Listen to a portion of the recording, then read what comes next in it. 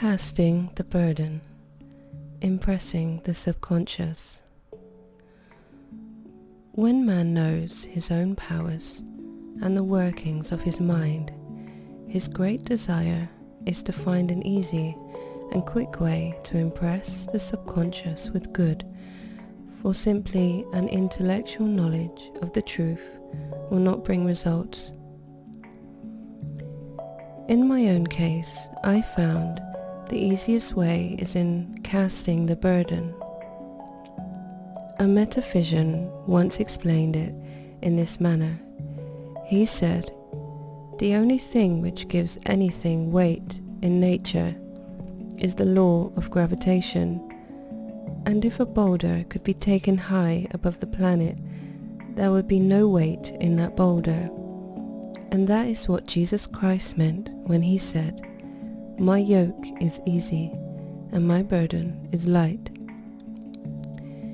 He had overcome the world vibration and functioned in the fourth dimensional realm, where there is only perfection, completion, life and joy.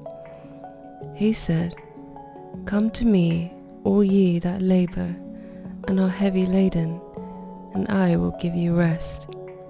Take my yoke upon you, for my yoke is easy and my burden is light." We are also told in the 55th Psalm to cast thy burden upon the Lord.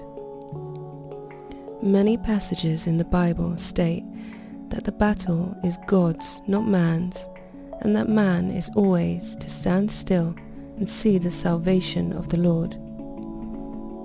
This indicates that the superconscious mind, or Christ within, is the department which fights man's battles and relieves him of burdens.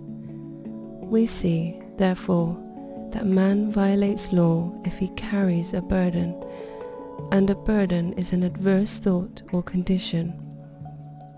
And this thought or condition has its root in the subconscious. It seems almost impossible to make any headway directing the subconscious from the conscious or reasoning mind, as the reasoning mind, the intellect, is limited in its conceptions and filled with doubts and fears. How scientific is it then to cast the burden upon the subconscious mind, or Christ within, where it is made light or dissolved into its native nothingness? For example, a woman in urgent need of money made light upon the Christ within, the superconscious, with the statement, "I cast this burden of lack on the Christ within, and I go free to have plenty." The belief in lack was her burden, and as she cast it upon the subconscious with its belief of plenty, an avalanche of supply was the result. We read, "The Christ in you, the hope of glory." Another example. One of my students had been given a new piano, and there was no room in her studio for it until she had moved out the old one. She was in a state of perplexity. She wanted to keep the old piano, but knew of no place to send it. She became desperate, as the new piano was to be sent immediately. In fact, was on its way, with no place to put it. She said it came to her to repeat, "I cast this burden on the Christ within, and I go free." A few moments later, her phone rang, and a woman friend asked if she might rent her old piano, and it was moved out a few minutes before the new one arrived. I knew a woman whose burden was resentment. She said, "I cast this burden of resentment on the Christ within, and I go free to be loving, harmonious, and happy." The almighty superconscious flooded the subconscious with love, and her whole life was changed. For years resentment had held her in a state of torment and imprisoned her soul, the subconscious mind. The statement should be made over and over and over, sometimes for hours at a time, silently or audibly, with quietness but determination. I have often compared it to winding up a Victrola. We must wind ourselves up with spoken words. I have noticed in casting the burden, after a little while, one seems to see clearly. It is impossible to have clear vision while in the throes of carnal mind. Doubts and fear poison the mind, and body and imagination runs riot, attracting disaster and disease. In steadily repeating the affirmation, I cast this burden on the Christ within and go free, the vision clears, and with it a feeling of relief, and sooner or later comes the manifestation of good, be it health, happiness, or supply. One of my students once asked me to explain the darkness before the dawn. I referred in a preceding chapter to the fact that often, before the big demonstration, everything seems to go wrong, and deep depression clouds the consciousness. It means that out of the subconscious are rising the doubts and fears of the ages. These old derelicts of the subconscious rise to the surface to be put out.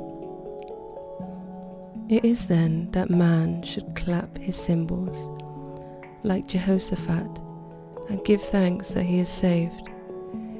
Even though he seems surrounded by the enemy, the situation of lack or disease. The student continued, "How long must one remain in the dark?" And I replied, "Until one can see in the dark, and casting the burden enables one to see in the dark." In order to impress the subconscious, active faith is always essential.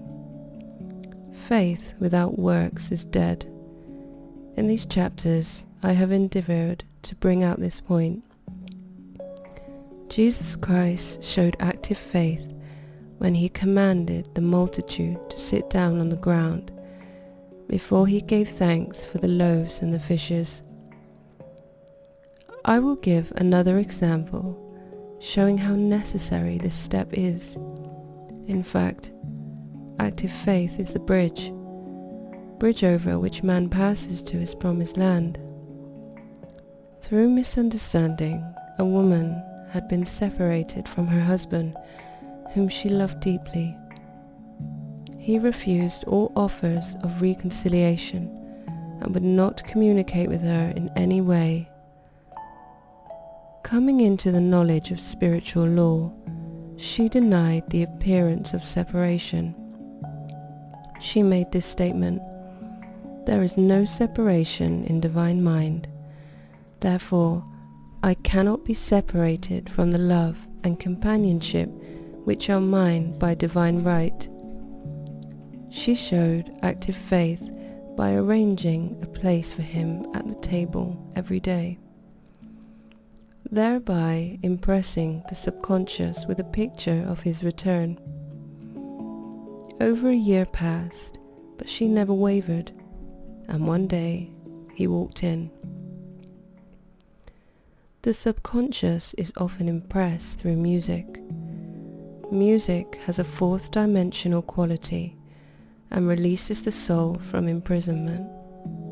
It makes wonderful things seem possible and easy of accomplishment. I have a friend who uses her Victrola daily for this purpose. It puts her in perfect harmony and releases the imagination. Another woman often dances while making her affirmations. The rhythm and harmony of music and motion carry her words forth with tremendous power. The student must remember also not to despise the day of small things. Invariably, before a demonstration come signs of land. Before Columbus reached America, he saw birds and twigs which showed him land was near. So it is with a demonstration, but often the student mistakes it for the demonstration itself and is disappointed.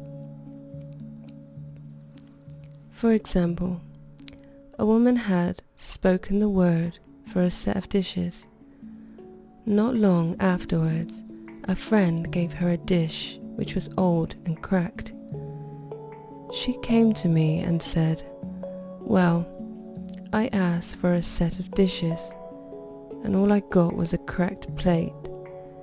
I replied, "The plate was only signs of land. It shows your dishes are coming. Look upon it as birds and seaweed," and not long afterwards the dishes came. Continually making believe impresses the subconscious. If one makes believe he is rich and makes believe he is successful, in due time he will reap. Children are always making believe, and accept ye to be converted, and become as little children. Ye shall not enter the kingdom of heaven. For example, I know of a woman who was very poor, but no one could make her feel poor.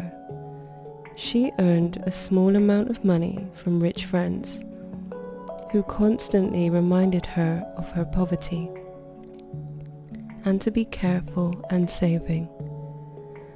Regardless of their admonitions, she would spend all her earnings on a hat, or make someone a gift, and be in a rapturous state of mind. Her thoughts were always centered on beautiful clothes and rings and things, but without envying others. She lived in the world of the wondrous, and only riches seemed real to her. Before long she married a rich man, and the rings and things became visible. I do not know whether the man was the divine selection, but opulence had to manifest in her life, as she had imaged only opulence. There is no peace or happiness for man until he has erased all fear from the subconscious. Fear is misdirected energy and must be redirected or transmuted into faith. Jesus Christ said, "Why are ye fearful, O ye of little faith?" All things are possible to him that believeth. I am asked so often by my students, "How can I get rid of fear?" I reply, by walking up to the thing you are afraid of. The lion takes its fearness from your fear. Walk up to the lion and he will disappear. Run away and he runs after you. I have shown in previous chapters how the lion of lack disappeared when the individual spent money fearlessly, showing faith that God was his supply and therefore unfailing. Many of my students have come out of bondage and poverty and are now bountifully supplied. Through losing all fear of letting money go out, the subconscious is impressed with the truth that God is the giver and the gift. Therefore, as one is one with the giver, he is one with the gift. A splendid statement is, "I now thank God the giver for God the gift." Man has so long separated himself from his good and his supply through thoughts of separation and lack that sometimes it takes dynamite to dislodge these false ideas from the subconscious. And the dynamite is a big situation. We see in the foregoing illustration how the individual was freed from his bondage by showing fearlessness. Man should watch himself hourly to detect if his motive for action is fear or faith. Choose ye this day whom we shall serve, fear or faith. Perhaps one's fear is of personality. Then do not avoid the people feared. Be willing to meet them cheerfully, and they will either prove golden links in the chain of one's good, or disappear harmoniously from one's pathway. Perhaps one's fear is of disease or germs. Then one should be fearless and undisturbed in a germ-laden situation, and he would be immune. One can only contract germs while vibrating at the same rate as the germ, and fear drags men down to the level of the germ. Of course, the disease-laden germ is the product of carnal mind, as all thought must objectify. Germs do not exist in the superconscious or divine mind, therefore are the product of man's vain imagination. In the twinkling of an eye, man's release will come when he realizes there is no power in evil. The material world will fade away, and the fourth dimensional world, the world of the wondrous, will swing into manifestation. And I saw a new heaven and a new earth, and there shall be no more death, neither sorrow nor crying, neither shall there be any more pain, for the former things are passed away.